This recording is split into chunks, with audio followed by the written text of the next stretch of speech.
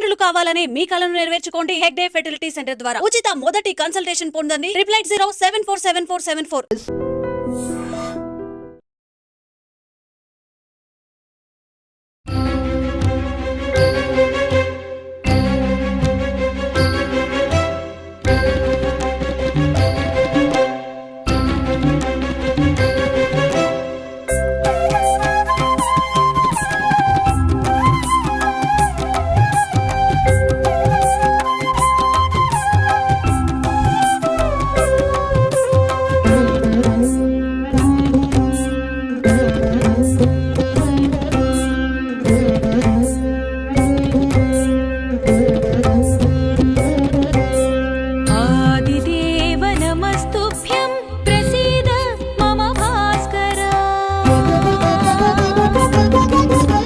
నమస్కారం, welcome to I dream. మన సంస్కృతి కార్యక్రమానికి స్వాగతం. నేను మీ విజిత.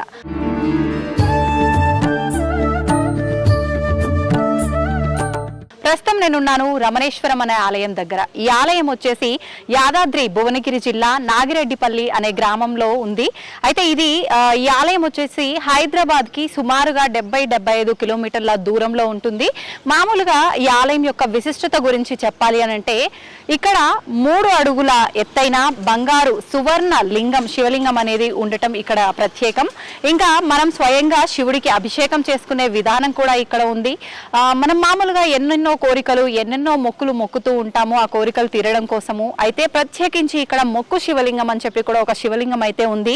ఇంకా మనకు రకరకాలుగా అంటే ధనానికి సంబంధించి శివలింగంకి అంటే ఒక 100 నాణాలతో అభిషేకం చేయటము, ఆ తర్వాత అందులోంచి ఒక 8 నాణాలు మనం ఇంటికి తీసుకెళ్లడము, అంటే అష్టలక్ష్ములు అంటారు కదా, అలా 8 నాణాలను ఇంటికి తీసుకెళ్లి మన ఇంట్లో గనక పెట్టుకుంటే మనకు ఐశ్వర్య ప్రాప్తి కలగడము. ఇలా ఈ ఆలయంలో ఎక్కడ చూసినా, ఏ మూల చూసినా కూడా ఎన్నెన్నో విశేషాలతో దాగి ఉన్నదే ఈ ఆలయము.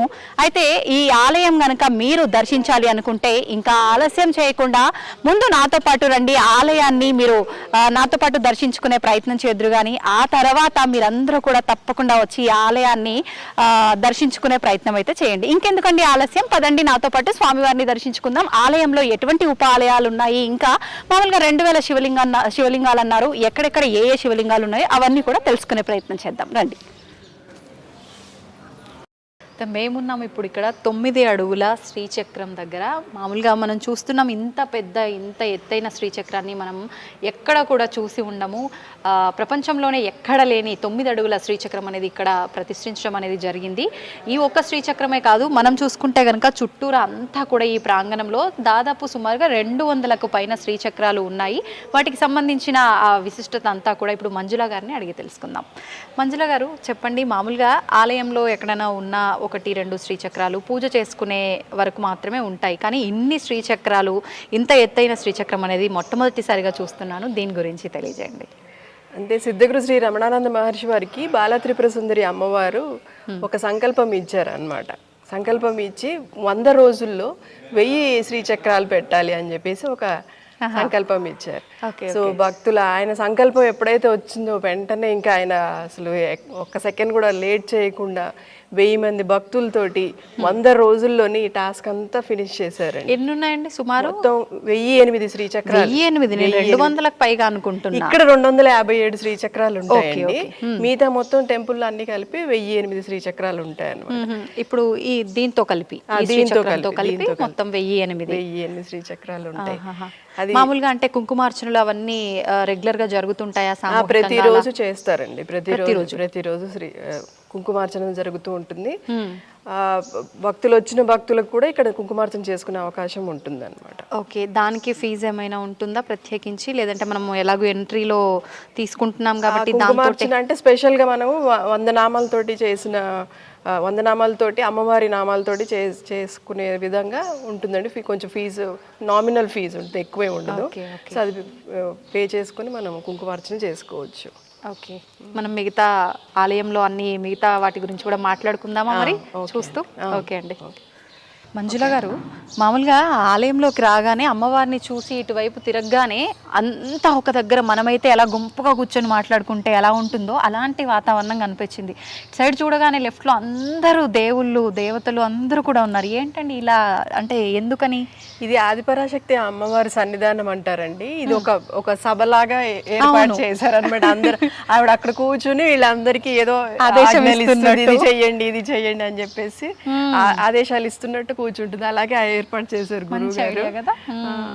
ప్లస్ ఇక్కడ ఉండాలండి అన్ని అమ్మవారి అవతారాలు, అలాగే శివుడు అవతారాలు అందరూ ఉంటారండి. మీరు ఎక్కడ చూడని మీకు తెలియని శివుడి అవతారాలు కూడా ఇక్కడ ఉంటాయి, మీకు చూపిస్తాను కదండి. వీరభద్రుడు, భద్రకాళి కూడా పేర్లు ఉంటాయి.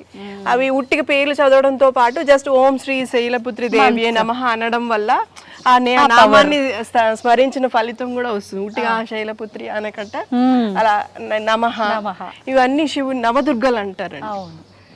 అమ్మవారిది ఒక్కొక్క స్టేజ్ లో లైఫ్ లో ఒక్కొక్క స్టేజ్ అన్నమాట. శైలపుత్రి, బ్రహ్మచారిణి, శివుడి కోసం తపస్సు చేస్తున్న బ్రహ్మచారిణి అన్నమాట. ఇలా చంద్రఘంటాదేవి పెళ్లి టైంలో, కూష్మాండాదేవి, అలాగే స్కందమాత అంటే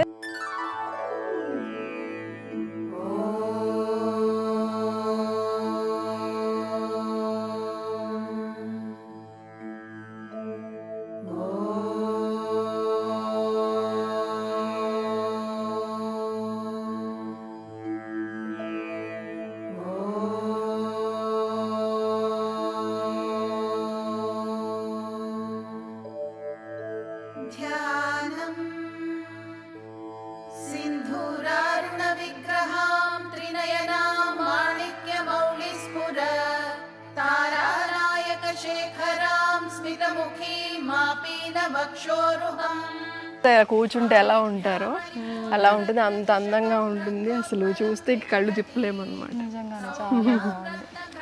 కాశీ అన్నపూర్ణాదేవి.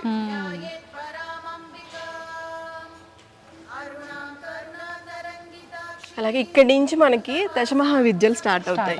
మనకి దశమహావిద్యలు అంటే మామూలుగా మనం ఏంటి రుద్ర దేవతలు ఇలా ఉగ్రంగా ఉంటారంటే, చూడండి ఎక్కడ కూడా ఏ ఒక్కరు కూడా ఉగ్రంగా ఉండరు. అందరూ అందంగా నవ్వుతూ చక్కగా చూడేస్తూ ఉంటారు అనమాట. వీళ్ళ స్పెషాలిటీ ఏంటంటే వీళ్ళు దశమహావిద్యలు దశ భైరవులు. దశమహావిద్యల హస్బెండ్స్ కానీ హస్బెండ్స్ తో కూడి ఉన్న దేవతామూర్తులు ఇలా ఎక్కడ లేదు అసలు. దశమహావిద్యల విగ్రహాలే మనకి ఎక్కడ లేవు. అలాంటిది ఇన్ని 7 feet ఇవి ప్లస్ విత్ మన హస్బెండ్స్ కూడా ఉండడం అనేది అసలు ప్రపంచంలో ఎక్కడ లేదు అన్నమాట. దశమహావిద్యలు ఇలా గురువు గారి వీళ్ళందరికీ అసలు దశ భైరవులు అంటే ఎవరికి తెలియదు, చాలా తక్కువ మంది తెలుస్తుంది. వాళ్ళందరి గురించి పరిశోధించి వాళ్ళ పేర్లు ఏంటి, అసలు ఏంటి వాళ్ళ పేర్లకు మీనింగ్లు ఏంటి అన్ని మాకు ఒక 4 months వరకు మా క్లాసెస్ చెప్పారు ఒక్కొక్క భైరవుడి గురించి. అసలు తారాదేవి ఇందాక చెప్పారు కదా గురువు గారు, రమణ మహర్షి శిష్యుడు కావకంట మహాగణపతి అని. ఈవిడ గురించే ఆవిడ బీజాక్షరం కోసం చాలా తపస్సు చేస్తాడు అన్నమాట. డబ్బులు ఇవ్వమని అడిగారు కామాఖ్య వెళ్తే అని చెప్పి. Okay okay. త్రయంబక భైరవ మహామను మృత్యుంజయ మంత్రము అయినది అన్నమాట. మనం చదువుతాం కదా, మృత్యుంజయ త్రయంబక భైరవాయ నమః. ఓకే. అలాగే మనం ఇందాక చెప్పాం కదండి, ఒక్కొక్క బీజాక్షరాలు ఒక్కొక్క అమ్మకి ఒక్కొక్క. హ్రీం అంటే భువనేశ్వరి దేవి బీజాక్షరం అన్నమాట. ఓకే. అది ఉపదేశం తీసుకుని గురువు గారితో తీసుకుని మనకు చేస్తే చాలా చాలా ఫలితాలు ఉంటాయి. ఉట్టిగా స్మరించిన దానికంటే కూడా ఉపదేశం అనేది చాలా. ఈవిడ చిన్నమస్తాదేవి అండి, చూడండి తల ఉండదు తనకి. హెడ్ అంటే కుండలిని శక్తిని జాగృతం చేసుకోవడం కోసం ఈవిడిని పూజ చేస్తారన్నమాట. చిన్నమస్త అంటే హెడ్ కట్ అయిన దేవత అని, అంటే ఆమె అహంకారాన్ని తీసి పెట్టేసింది. కబంధ భైరవుడు. డాకిని వర్ణిని ఆవిడ నుంచి వచ్చిన దాన్ని తీసుకుంటూ ఉంటారు అన్నమాట.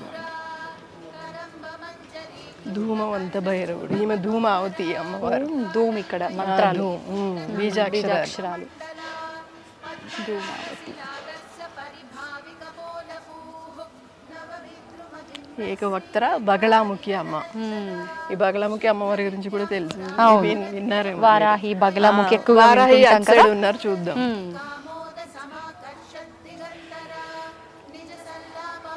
మతంగ భైరవుడు, మాతంగి అమ్మవారు. ప్రతి అమ్మవారు కూడా ఎంతో నవ్వుతూ చూడు, ప్రతి విగ్రహం కూడా అమ్మవారు అయినా అయ్యవారులైనా ఇద్దరు కూడా చాలా కళ్ళ తెలిసిపోతుంది కొట్టొచ్చు సజీవంగా ఇక్కడ ఉన్నట్టే అందరూ ఫీల్ అవుతూ ఉంటారు. ఈమె బాలా త్రిపుర సుందరి అమ్మ. మనకు నవరాత్రుల టైంలో ఒక్కొక్క అవతారం ఒక్కొక్క ప్రాంతంలో అలా చేస్తారు, పూజలు చేస్తూ ఉంటారు. త్రిపుర భైరవి, కాలభైరవుడు, కాశీ కాలభైరవుడు ఉంటారు కదా ఆయన అన్నమాట.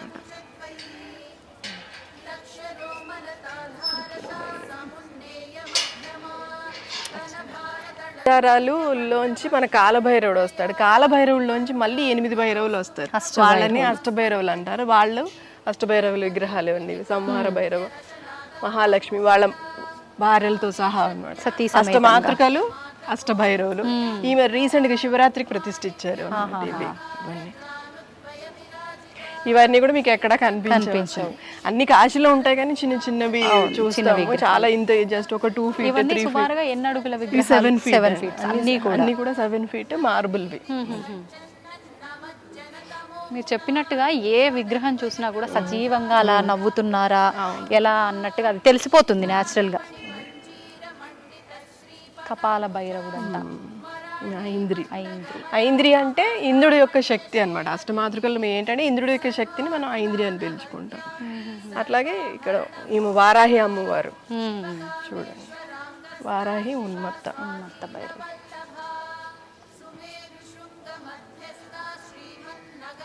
శ్రీ వారాహి మాతృకాయై నమః.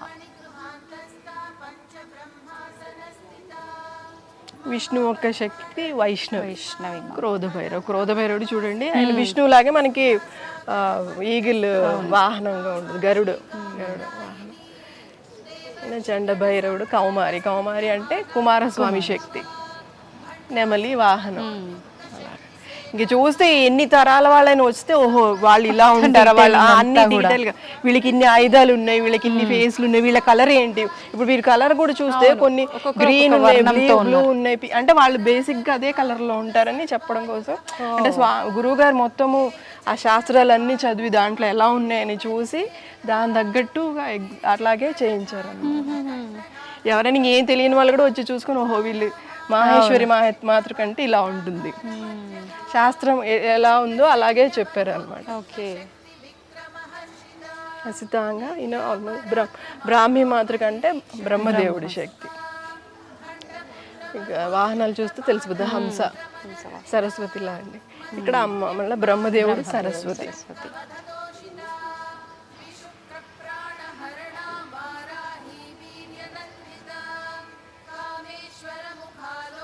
విష్ణు, శ్రీలక్ష్మి. ఎంత అద్భుతంగా ఉన్నారు కదా.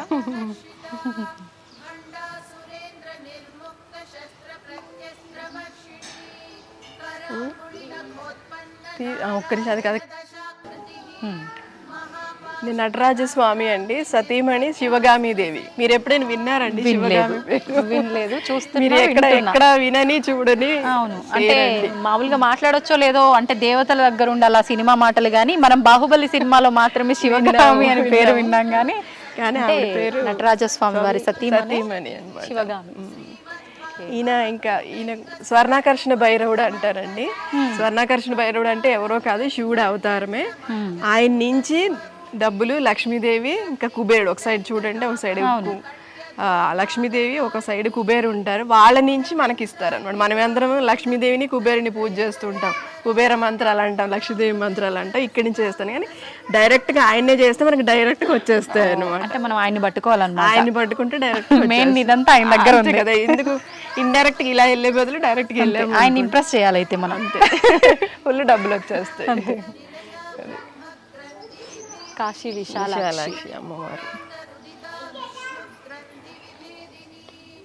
ఇక్కడ స్వాహాదేవి అండి. మనకు మామూలుగా మనం హవనం చేసేటప్పుడు స్వాహ అంటుంటాము.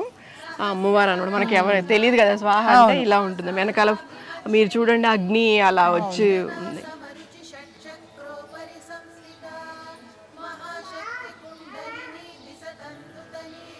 ఇక్కడ స్వదాదేవి అంటే పితృదేవతలకి సతీమణి అన్నమాట. ఈవిడ పితృదేవులకు సంబంధించిన ఏ ప్రాబ్లం ఉన్నా కానీ స్వధాదేవిని పూజిస్తే మనం దేవతా పూజలకు స్వాహాదేవి ఎలాగో పితృదేవత పూజలకి సంబంధించి శ్రీ స్వధాదేవి. ఇది కూడా మనకు ప్రపంచంలో ఎక్కడ దొరకదండి ఈ స్వధాదేవి విగ్రహం అనేది. ఫొటోస్ కూడా నెట్లో సెర్చ్ చేస్తే చాలా తక్కువ, అసలు 1 or 2 వస్తాయండి. గణపయ్య ఎంత ముద్దుగున్నాడో చూడండి. బుజ్జి గణపయ్య. శ్రీ మహాగణపతి గణపతి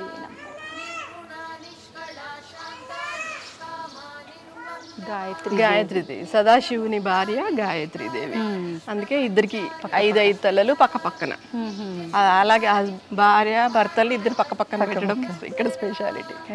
అది అంటే సతీ సమేతంగా ఎప్పుడైనా మనం ఏ పూజ చేసినా ఒక్క లక్ష్మీ పూజ అన్నప్పుడు వరలక్ష్మి అంటే లక్ష్మీదేవికి ఒక్కదానికే కాదు సతీ సమేతంగా అంటారు కదా, అలా ఇద్దరిని ఒకేసారి దర్శనం చేసుకోవడం కోసం ఇలా పెట్టారనమాట. ఇక్కడ సుబ్రహ్మణ్య స్వామి. మళ్ళీ మనం నవదుర్గల దగ్గరికి వచ్చేసాము. కాత్యాయని అమ్మవారు, కాలరాత్రి.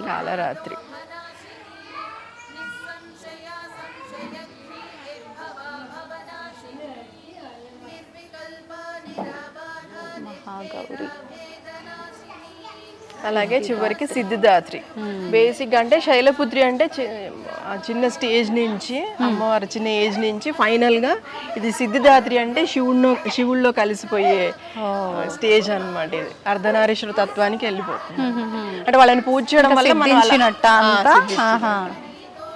ఈమె భైరవి దేవి. ఈమె చూడండి ఇంకా అసలు ఎంత అందంగా ఉంటారంటే కాలభైరవుడు భైరవి దేవి ఇద్దరు భర్తలు అనమాట. కాశీ కాలభైరవుడు. మామూలుగా కాలభైరవ విగ్రహాలు అనేసరికి మనం అష్టభైరవుల్ని చూసినా కూడా ఎక్కడ చూసినా నల్ల విగ్రహాలు ఎక్కువగా మనకు కనిపిస్తాయి, కానీ ఇక్కడ మాత్రం అలా కాదు.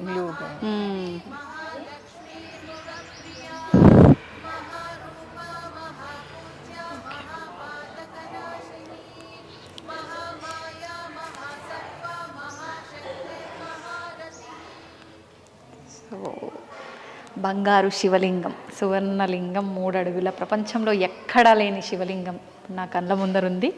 చూడండి, మీరందరూ కూడా స్వామివారిని దర్శనం చేసుకోండి. ఇక్కడున్న ఒక గొప్ప అవకాశం ఏంటి అంటే, మామూలుగా మనం శివాలయంలోకి వెళ్ళినా కూడా గర్భగుడిలోకి వెళ్ళే అవకాశం అందరికీ ఉండదు. అయితే మనకు ఇక్కడ సువర్ణలింగం ఒక ప్రత్యేకత అయితే, మన చేతులతో మనమే ఇక్కడ అభిషేకం చేసుకునే అవకాశం కూడా ఉంది. నిజంగా చాలా ఆనందంగా ఉంది.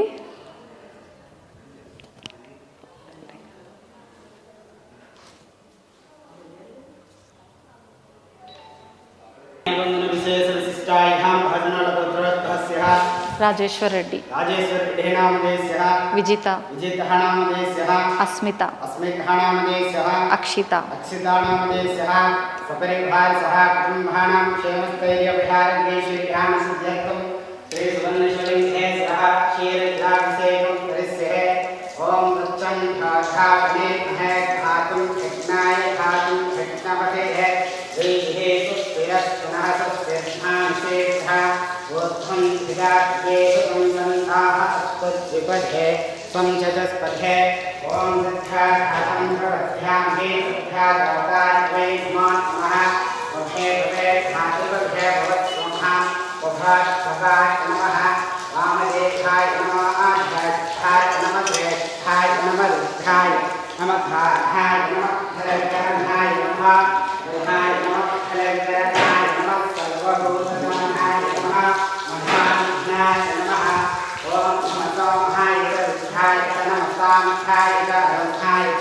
नमसिंहाय च वसुपतये नमः च दीर्घाय च नमः बुद्धेभ्याय च दुर्गेभ्याय च नमः मुखेभ्याय नमः मुखेभ्याः हरिकेशेभ्याः नमस्काराय नमः सिंहवे नमः नमः सिंहराय च मयस्पथाय च नमः शिवाय च सुभद्राय च नमः शिवाय सुभद्राभ्यः तस्मै ॐ सुबन्धाय नमः ॐ सुबन्धाय नमः हिमास्यासे सुवर्णशवन्ते स्वः इदं गुणाभारं नेत्रं श्रियायं जन्म आपसंहारं एकभे सुभा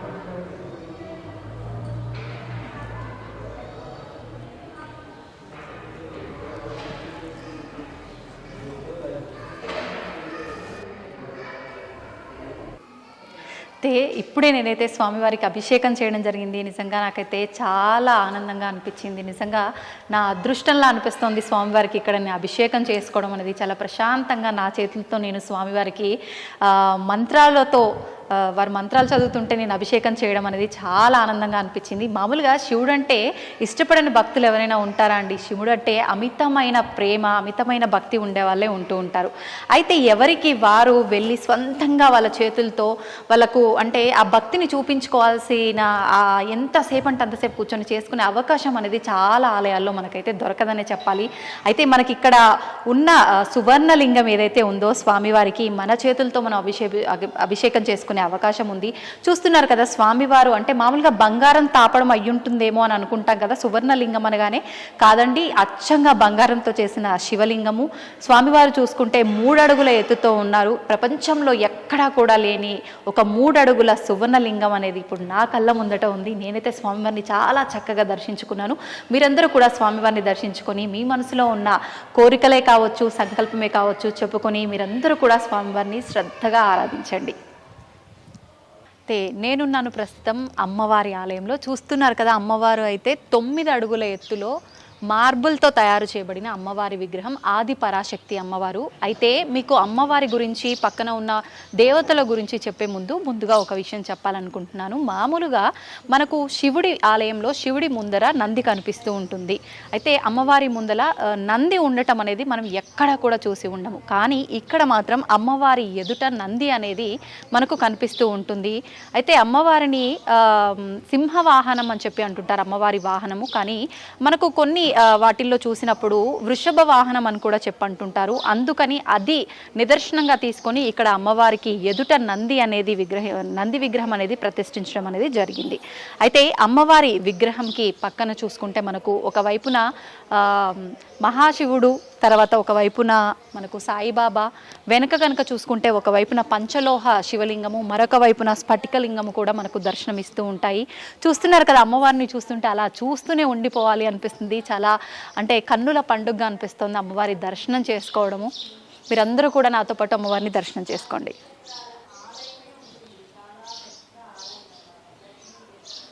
మీరు చూస్తున్నారు కదా ఇప్పుడు నేనున్న శివలింగంకి ఒక ప్రత్యేకత ఉంది. ఇది పంచలోహ శివలింగము. మామూలుగా మనందరం కూడా ఒక పెద్ద సమస్యతో రెగ్యులర్గా బాధపడుతూ ఉంటాం. అదేంటంటే దృష్టి దోషాలు, నరదృష్టి, ఇలాంటి వాటితో ఎక్కువగా ఇబ్బంది పడుతుంటాం. అలా దృష్టి దోషాలు ఉన్న వాళ్ళే కానివ్వండి, మామూలుగా ప్రయోగాలు అని చెప్పి ఇలాంటివి ఎక్కువగా వింటూ ఉంటాం మనము. అంటే నమ్మేవాళ్ళు నమ్ముతూ ఉంటారు, చాతబడులు, ప్రయోగాలు ఇలాంటివి. అటువంటివి నమ్మేవారి కోసం చెప్తున్నాను. అలాంటి ఇబ్బందులు కనుక ఎవరికైనా ఉంటే ఈ పంచలోహ శివలింగానికి అభిషేకం చేసుకొని వెళ్ళేటప్పుడు కాళ్ళు కడుక్కొని వెళ్ళటంతో పాటే మనకున్న దోషాలన్నింటినీ కూడా ఇక్కడే వదిలేసి వెళ్ళినట్టే అని మనం గట్టిగా నమ్మొచ్చు. ఇంకా మీలో అలా ఎవరైనా దృష్టి దోషాలతో ప్రయోగాలతో ఇబ్బంది పడుతున్న వాళ్ళు కనుక ఉంటే ఇంకా ఆలస్యం చేయకుండా స్వామివారి దగ్గరకు వచ్చి అభిషేకం చేసుకొని మీకున్న దోషాలన్నింటినీ కూడా తొలగించుకోండి. మహాకాల భైరవుడు అండి. ఈ రమణేశ్వర మహాక్షేత్రానికి క్షేత్రపాలకుడు. ఈయన పక్కనే భస్మరుద్రుడు అని ఉంటాడు, పక్కన అమ్మవారు ఉంటుందండి. ఈ పక్కన ఇంకా స్పెషాలిటీ ఏంటంటే ఏకాదశి లోహ శివలింగం అంటారు. అంటే 11 మెటల్స్ తోటి చేసిన శివలింగం అన్నమాట. ఇప్పుడు ఒకటేసారి మనం ఈ రమణేశ్వరులు చెప్పాను కదా 2000 శివలింగాలు ఉన్నాయని, అవన్నిటికి మనం అభిషేకం చేయలేము. ఇది ఒక్క శివలింగానికి అభిషేకం చేస్తే ఆ 2000 శివలింగాలకి చేసిన అభిషేకం ఫలితం వస్తుంది అనమాట. అట్లాగే ఇక్కడ 8 అష్టలోహ శివలింగాలు అంటారు. ఒక్కొక్క శివలింగం ఒక్కొక్క లోహంతో తయారు చేశారు. రాగి అంటే ఒక్కొక్క ఫలితాన్ని ఇస్తుంది అనమాట. ఇప్పుడు రాగి శివలింగంతో ఉంది, ఆయురారోగ్యాలు వస్తాయి. అలా ఇత్తడి, అలా ప్రతిదీ ప్రతి ఒక్కటి కూడా మళ్ళీ అక్కడ రాసి రాయడం జరిగింది. మనకి ఏం ఫలితం వస్తుంది, ఆయురారోగ్య ప్రాప్తి. ఇత్తడి శివలింగం అంటే మోక్ష ప్రాప్తి. అట్లా ప్రతి ఒక్కటి దేనికది రాశారు అక్కడ మళ్ళీ. ఓకే. ఈయన భస్మ శివలింగేశ్వరుడు అంటారని భస్మాన్ని అభిషేకం చేస్తారు. అండ్ ఇది ఒక స్పెషల్ శివలింగం అండి. ధన శివలింగేశ్వరుడు అంటారు. ఈయన కాయిన్స్ తో గానీ నోట్స్ తో గానీ అభిషేకం చేస్తారండి. అంటే 100 కాయిన్స్ తోటో ఏమో చేసి 8 రిటర్న్ తీసుకెళ్లారని చెప్పారు. ఇక్కడేనా ఈ శివలింగాన్ని తీసుకెళ్ళి మీరు దాంట్లోంచి 8% తీసుకెళ్ళి ఇంట్లో పెట్టుకుంటాను. ఇంట్లో పెట్టుకుని పూజ గదిలో ఉంటే మనకి బాగా డబ్బులు వస్తాయని అందరు నమ్ముతున్నారు. ఓకే. ఇటు సైడ్ ఇంకా ఇవన్నీ ఋషిలింగాలండి. ఋషిలింగాలు అంటారు. అది ఇందాక గురువు గారు చెప్పారు కదా, వేదంలో ఉన్న ఋషుల పైన ఒక్కొక్క ఋషికి ఒక్కొక్క శివలింగం. చూడండి, సంవరణ మహర్షి, తపతి యోగిని అని అందరి 19 మొత్తం ఇవి 19 ఒక్కొక్క టెంపుల్ లో అలా రకరకాల అన్ని కొన్ని చేశారు. ఆ నేమ్స్ మీకు అక్కడ రాసి ఉంటాయి అన్నమాట. ఎన్ని శివలింగాలు ఉన్నాయి, ఆ సన్నిధానం పేరేంటి అన్ని ఉంటాయండి. భరద్వాజ మహర్షి దర్బార్ ఇది. ఋషిలింగాలు అంటే 27 లింగాలు ఉన్నాయి అనుకుంటా మొత్తం. ఈ 27 లింగాలతో పాటు ప్రతి దాంట్లో ఒక స్పెషాలిటీ ఏంటంటే రుద్రుడు ఉంటారు. రుద్రుడు అంటే శివుడి విగ్రహము, అమ్మవారు ఉండి మళ్ళీ గురువులు ఉంటారండి. మనకి ఇంతకుముందు బ్రహ్మం గారు ఉన్నారు. అలా ప్రతి దాంట్లో కూడా మనకి గురువులు ఉంటారు అనమాట. మొత్తం ఆల్ ఓవర్ ఇండియాలో ఎవరైతే గురువులు ఉన్నారో ఆ గురువుల విగ్రహాలన్నీ ఉంటాయి అన్నమాట. ఓకే. విశ్వామిత్ర మహర్షి దర్బారు, రామకృష్ణ పరమహంస గారు, రమణ మహర్షి, సాయిబాబా, దత్తాత్రేయులు, గురువులంతా వీళ్ళందరూ గురువులు ఉంటారండి ఇక్కడ. ప్లస్ ఇక్కడ అన్ని ఇన్ని శివలింగాలు. ప్రతి దాంట్లో అంటే మెయిన్ శివలింగం, పెద్ద శివలింగం ఉంది చూడండి, ఆ శివలింగం పైన ఆ సన్నిధానం పేరు అన్నమాట. అలా భరద్వాజ ఋషి అని ఇందా చూసారు కదా, ఆ భరద్వాజ మహర్షి పైన పెద్ద శివలింగం ఒకటి ఉంటుంది. ఇది విశ్వామిత్ర ఇప్పుడు మనం చూసింది. ఇది జమదగ్ని ఋషి. ఓకే. ఇక నాగేశ్వరి, నిత్యానంద స్వామి అని ఈయన గణేష్పురి అన్నమాట. ఈయన చాలా చాలా ఫేమస్ అండి. అట్లాగే వెంకయ్య స్వామి, గొలగమూడి వెంకయ్య స్వామి అని ఈయన మన ఆంధ్రప్రదేశ్ లోనే ఉంటారు అనమాట. ఒకప్పుడు అంటే జస్ట్ రీసెంట్ గా.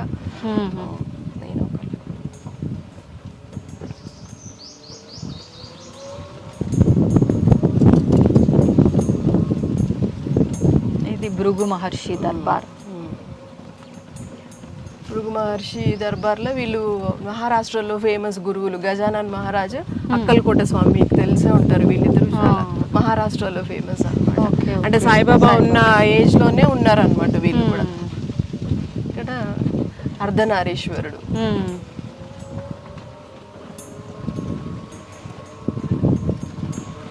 కన్వ మహర్షి, శ్రీ కన్వ మహర్షి.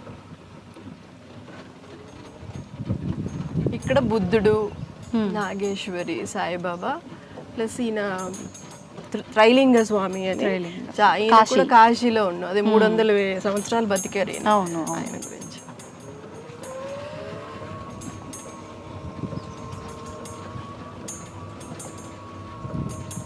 ఈయన మాణిక్ ప్రభు అని కర్ణాటకలో చాలా ఫేమస్ అండి. ఇది అత్రి మహర్షి దర్బార్. బాబా ప్రతి దాంట్లో మళ్ళీ శివుడు కంపల్సరీ. ఈయన సిద్ధారూఢ స్వామి అని, ఈయన కూడా కర్ణాటకగా. ఈయన కూడా చాలా గొప్ప మహా సిద్ధుడు అనమాట. ఇక్కడ ఇది స్వయంభూమను సన్నిధానం. దీంట్లో చీరాల స్వామి, అట్లాగే యోగి వేమన, యోగి వేమన కాళీ అమ్మవారు, ఈమె చాలా చాలా పవర్ఫుల్ అండి. అట్లాగే బాబా. ఓకే.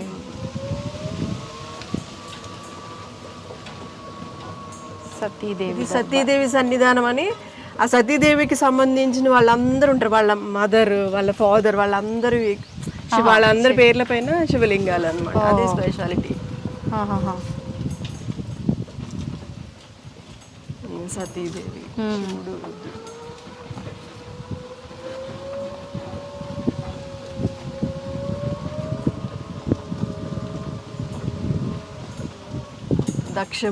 దక్షుడు అంటే మీకు తెలిసే ఉంటుంది, సతీదేవి వల్ల. ఇటు సైడ్ మనం రమణేశ్వరంలో 2000 శివలింగాలు ఉన్నాయని చెప్పాను కదండి. దీంట్లో 1000 శివలింగాలు ఏంటంటే శివ సహస్రనామాల్లో ఒక్కొక్క నామంపై ఒక్కొక్క శివలింగం ప్రతిష్ఠించారండి. అవే ఇప్పుడు మీరు చూస్తున్న శివలింగాలు. Okay okay. పక్కనే మళ్ళీ శ్రీచక్రాలు కూడా పెట్టారు అనమాట. 1000 శివలింగాలు దీంట్లోనే ఉన్నాయండి. మొత్తం అన్ని కలిపి ఇప్పుడు అన్ని మనం టెంపుల్ అంతా చూస్తున్నాం కదా, దాంట్లో అన్ని కలిపి ఒక్కొక్క సన్నిధానంలో చూడండి మనకి క్లియర్ గా రాసి ఉంటుంది. ఇక్కడ ఈ సన్నిధానంలో నాగేంద్రేశ్వర సన్నిధానం 108 శివలింగాలు, 69 శ్రీచక్రాలు. Okay okay. అట్లాగే ఇక్కడ చూడండి ప్రతి చోట కూడా మాకు బాబా స్పెషల్ గా పోజులలో ఉంటారు అనమాట. మీకు ఇలాంటి పోజులలో ఉన్న బాబా విగ్రహాలు ప్రపంచంలో ఎక్కడా కనిపించవు అనమాట. ఇక్కడ చూడండి ఇలా కాలు చాపుకొని కూర్చున్న బాబా. మామూలుగా మనం అంటే కాలు పైన కాలు వేసుకుని ఉన్న బాబాని మాత్రం ఎక్కువగా చూస్తాం కానీ ఇక్కడ స్పెషల్ గా ఇక్కడ స్ఫటికలింగం ఉంటుంది. స్ఫటికలింగం ఇది. ఓకే. స్ఫటికలింగ సన్నిధానం అంటారు. ఇక్కడ 77 శివలింగాలు ఉన్నాయి, 52 శ్రీచక్రాలు ఉన్నాయి.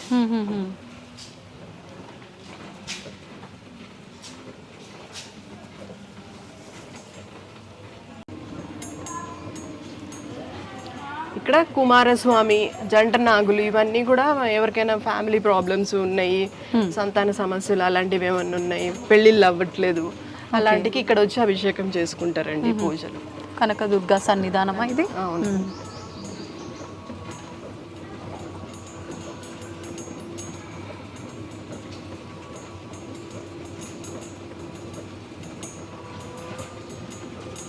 అలాగే ఇది రుద్రభగవాన్ సన్నిధానం. 93 శివలింగాలు ఉన్నాయండి ఇక్కడ, 66 శ్రీచక్రాలు. ఓకే.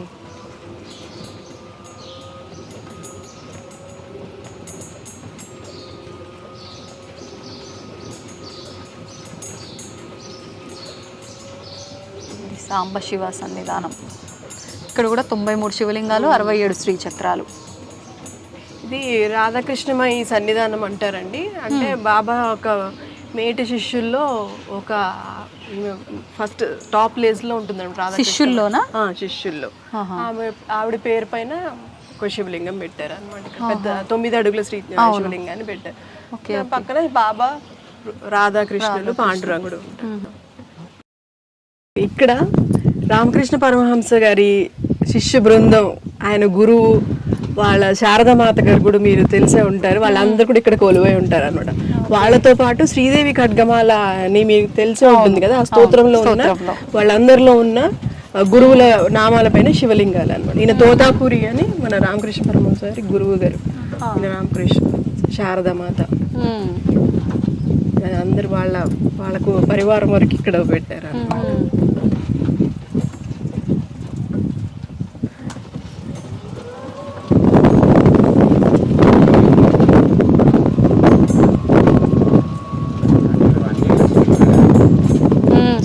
ఇక్కడ గురువులు ఉన్నారండి, సూఫీ యోగులు వీళ్ళందరూ. తాజుద్దీన్ బాబా, బాబాజాన్ అని, మెహర్ బాబా వాళ్ళ గురువు గారు అనమాట. మెహర్ బాబా, ఈయన సైలాని బాబా అని బాబాతో పాటు ఉండేవాళ్ళు. బన్నేమియా, కబీర్ దాస్ బాబా, అలాగే స్వామి రామతీర్థ, వీళ్ళందరూ గురువులే మనకి. అలాగే ముందరికి వెళ్తే గురునానక్, మహావీర్ జైన్, వీళ్ళందరూ కూడా గురువులు. ఇందాక మనం కొంచెం చోట్ల చూసాం కదా గురువుల్ని, అలాగే ఇక్కడ కూడా కొంతమంది గురువుల్ని ఇక్కడ పెట్టారు. ఈమె శాంకరీ దేవి అని శ్రీలంకలో ఉంటుంది, శాంకరీ దేవి. అలాగే ఇక్కడ కూడా బుద్ధుడు. ఇక్కడ మనకి ఎదురుగ్గా చూస్తే ఇవి ఇట్స్ రైట్ సైడ్ తిప్పు, జ్యోతిర్లింగాల సైడ్. ఇక్కడ స్పెషాలిటీ ఏంటంటే